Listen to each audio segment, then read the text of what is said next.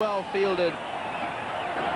Now they want Mark Waugh off the ground, and I think my reaction, I've got to say, was that Mark Waugh was out. Lehmann has left. Will they call for a replay here? I agree totally. My initial reaction was that Darren Lehmann had gone past Mark Waugh. And Ganguly's quite right to ask, but I guess once the umpires made a decision, Tendulkar, Ganguly, they're all saying, hey, and Mark Waugh's getting involved in the conversation. If I were Mark Waugh, I'd be walking well away from this conversation, because he can only lose. If they call for the third umpire, I would suggest that Mark Waugh is in trouble. Now, the umpires are going to confer whether they can actually call for the replay, Green.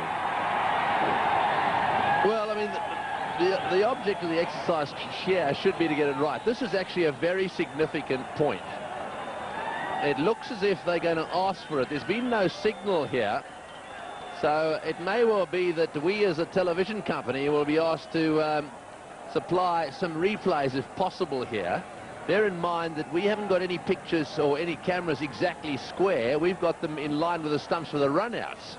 And this is where sometimes it's just a little bit unfair, where we're expected to be the adjudicator here. This could be significant, as David Hooks pointed out. He did say that if Lehmann was joined by a new batsman, well, then it could make a bit of a difference. And Mark Waugh, however, is still out there.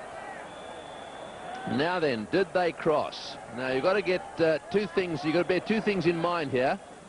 Where were the batsmen at the time the bails were taken off? So here we go. Waugh says no. Waugh, oh, he does go past him. He does go past him.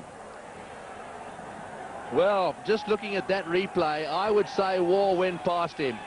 This could be interesting. Lehmann may have to come all the way back out here. Waugh was adamant, said, no, I didn't go past him. So, well, the Indians come into play there, and they say, I want a replay. That's the Indian captain. Now, this is from sideways on. This will tell us the story. Here goes Lehmann. The question is, what happens? We see the bails. The bails go off.